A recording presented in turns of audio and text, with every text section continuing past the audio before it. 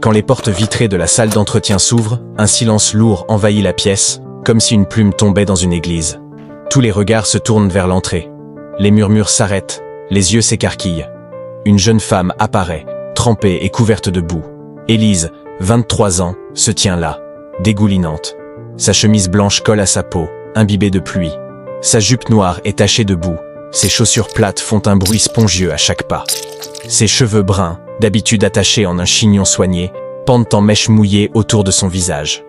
Quelques personnes chuchotent. D'autres parlent plus fort. Elle s'est perdue, lance quelqu'un avec un ricanement. Elle vient passer un entretien comme ça, dit un autre en riant à moitié. Les membres du jury, assis à une longue table en verre, échangent des regards gênés.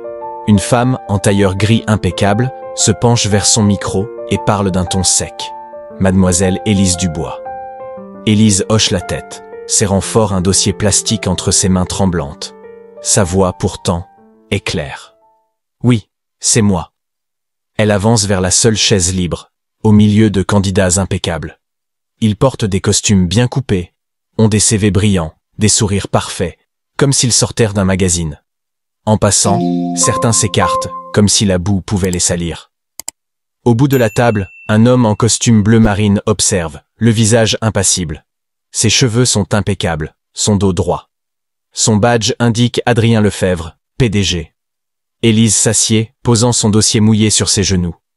Elle sent les regards lourds sur elle, la boue séchant sur ses jambes, mais elle ne baisse pas les yeux. Un long silence suit. La femme au micro tout saute. Mademoiselle Dubois, votre entretien était prévu à 9h. Il est 9h27. Je sais, répond Élise. Un autre silence, plus tendu, s'installe. C'est Adrien, le PDG, qui le brise. Sa voix est calme, sans hâte. Voulez-vous expliquer pourquoi vous êtes en retard et pourquoi vous semblez arriver tout droit d'un chantier? Il n'y a ni moquerie ni humour dans sa question. Juste de la curiosité. Élise se lève lentement. Ses genoux lui font mal à cause d'une chute. Elle tremble encore de froid. Mais sa voix reste ferme. Je sais que je ne ressemble pas à une candidate parfaite, dit-elle en regardant chaque personne dans les yeux. Mais je pense que venir, c'est plus important que d'être impeccable. Elle marque une pause. Ce matin, je suis parti de chez moi à 5h30.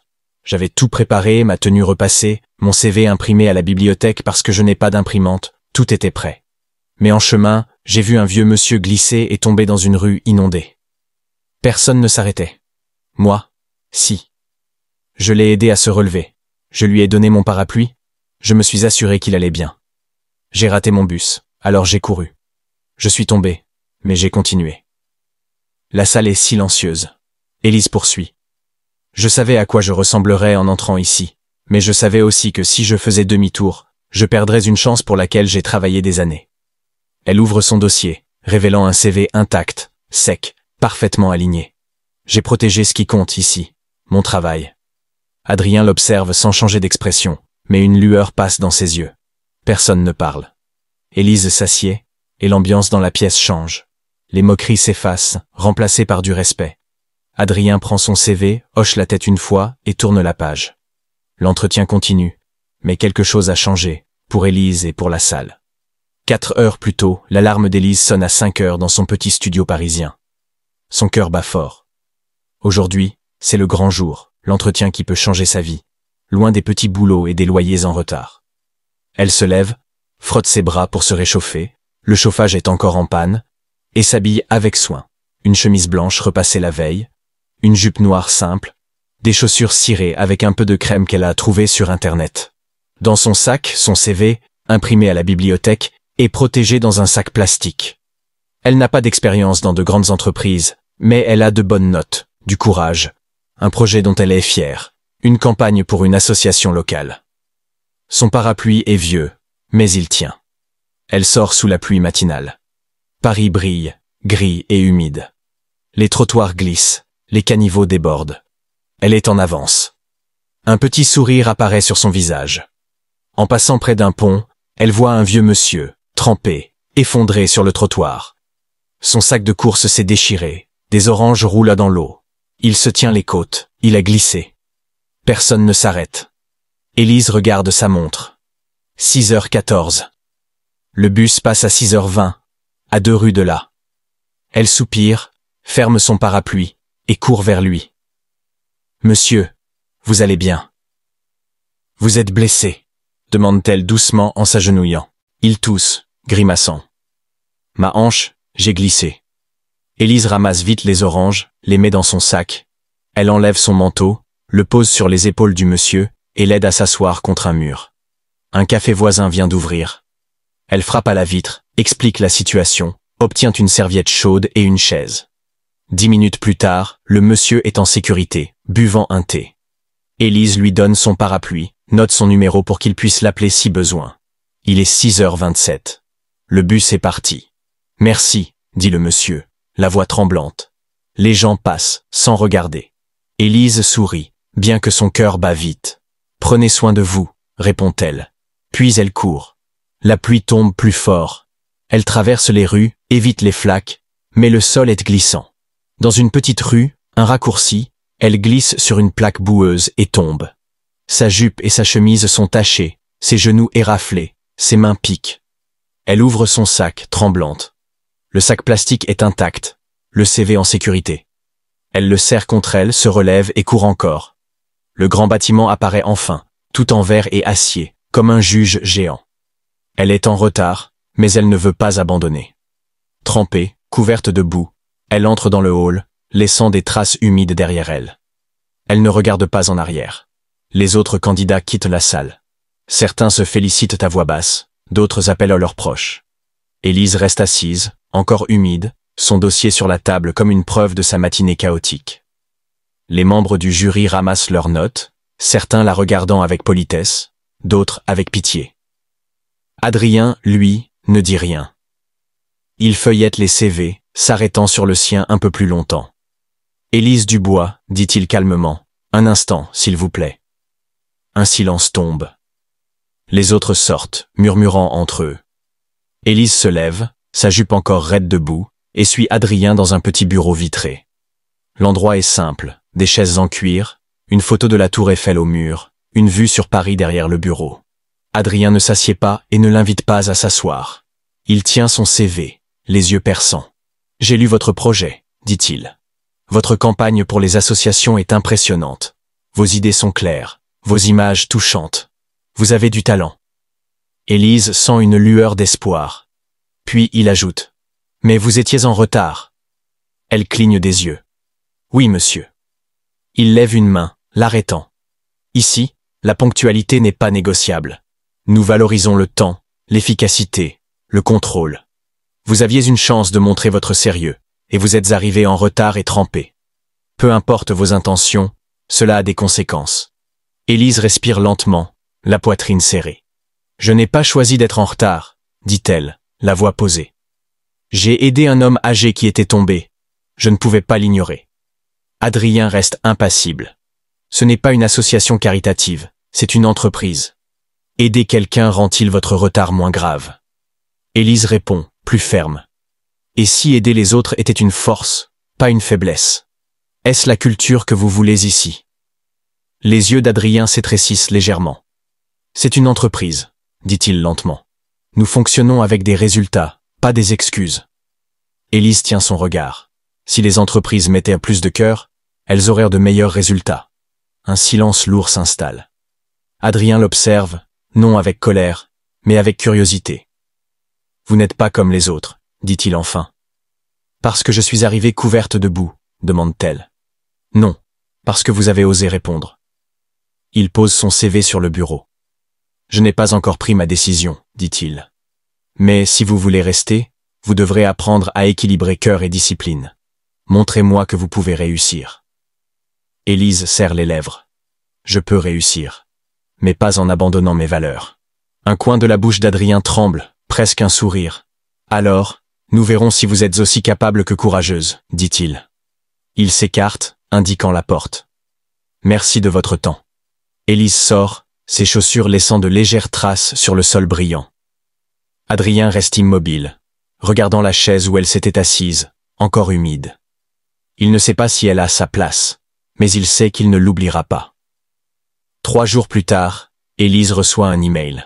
Elle le lit 2 fois, Le souffle coupé. Poste, stagiaire en marketing. Début, immédiat. Équipe de campagne C. Approuvé par Adrien Lefebvre, PDG. Pas d'explication, juste un message d'embauche. Elle est stupéfaite. L'homme qui l'a critiqué pour son retard l'a choisi. Son premier jour est calme en apparence, mais les murmures sont là. C'est la fille couverte de boue. Elle doit avoir un lien avec le PDG, sinon pourquoi elle? Sa responsable, Claire Martin, est polie mais distante. Les tâches arrivent par email bref.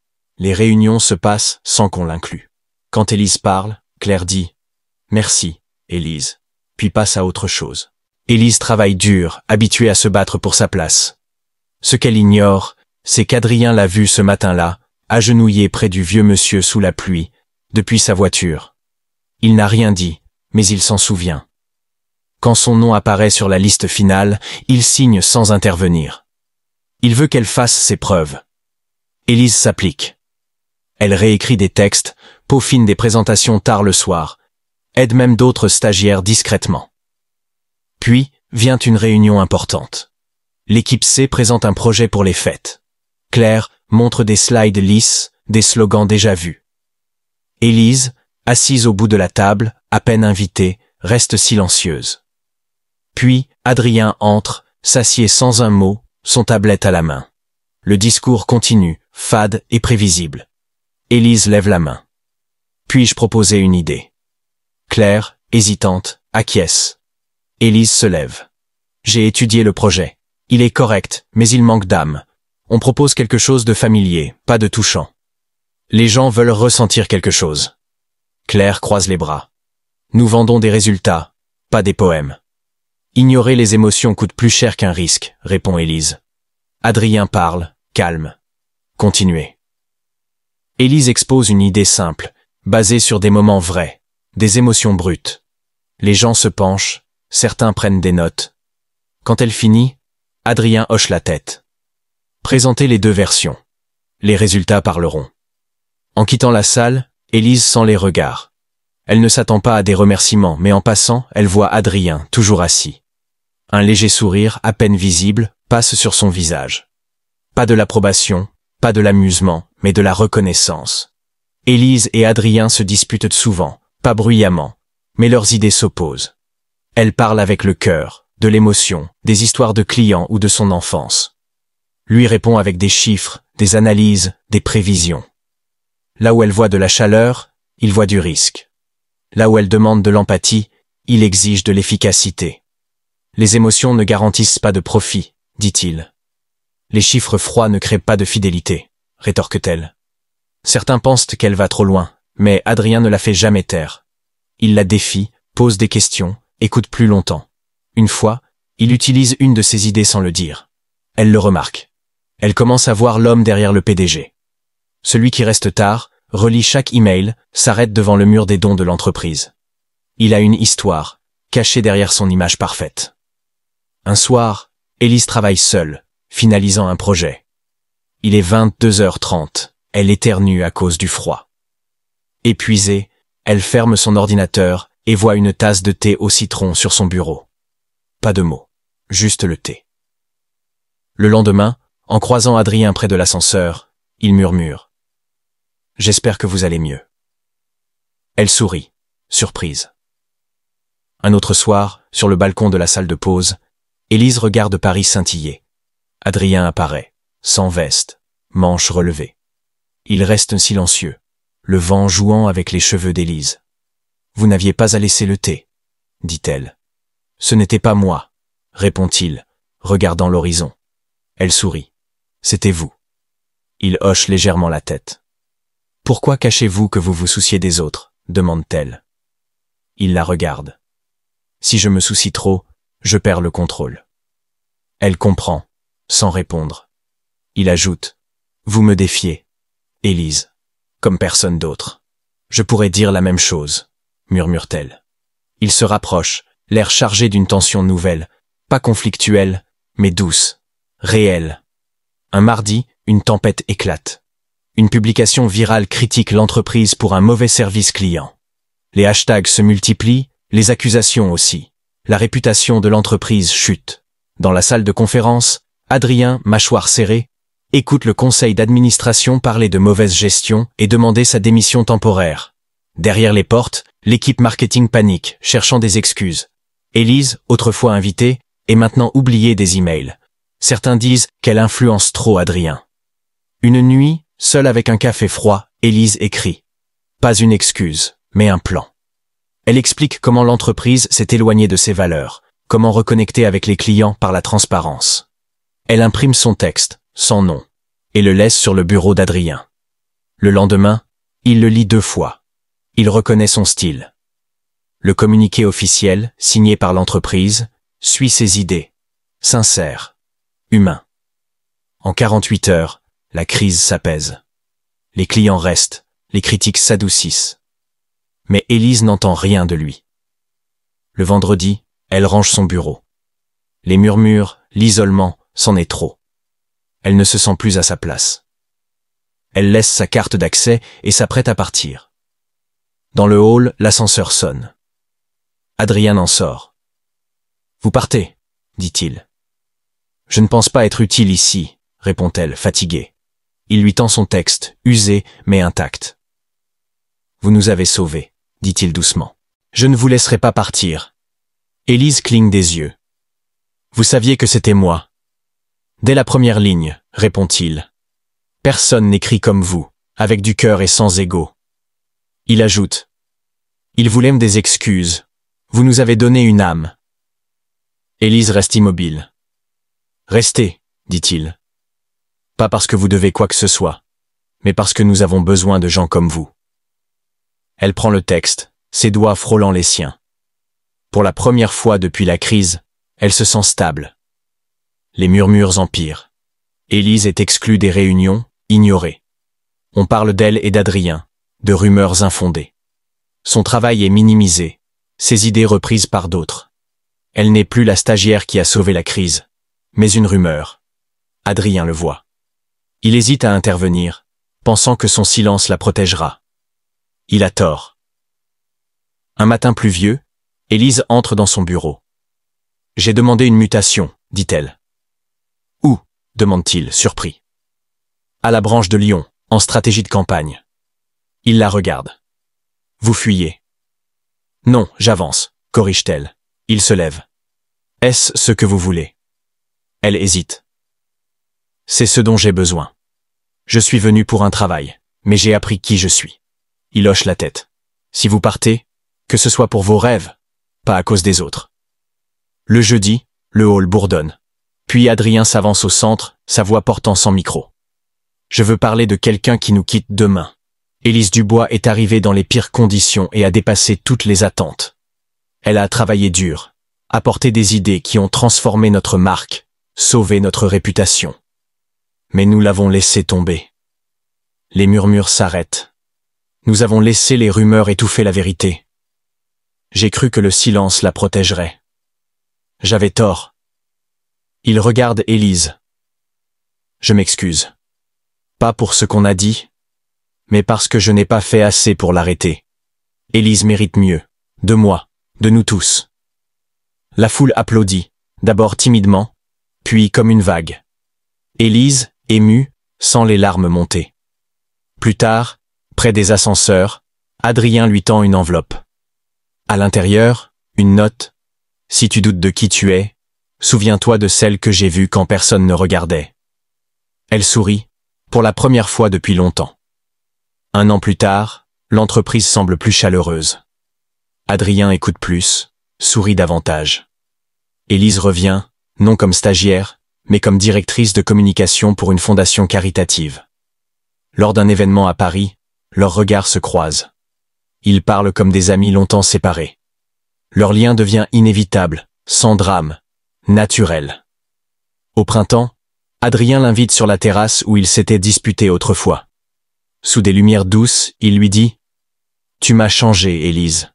Tu m'as appris ce que signifie diriger avec le cœur. » Il sort une boîte, révélant une bague simple. « Veux-tu entrer dans chaque pièce à mes côtés, pour toujours ?» Élise, émue, hoche la tête. « Oui, toujours. » Leur mariage est simple, entouré de proches. À l'entrée, une photo d'Élise, trempé et déterminé dans le hall 1 an plus tôt, porte une inscription. La gentillesse ne s'efface pas, elle laisse une trace. Sous les lanternes, ils échangent des vœux simples. Adrien murmure. Tu penses toujours que tu n'as pas ta place? Elle sourit. Je pense que j'étais faite pour changer ce que cet endroit signifie. Ils avancent ensemble, non comme PDG et stagiaire, mais comme deux personnes qui se sont trouvées dans la tempête choisissant de marcher côte à côte, toujours.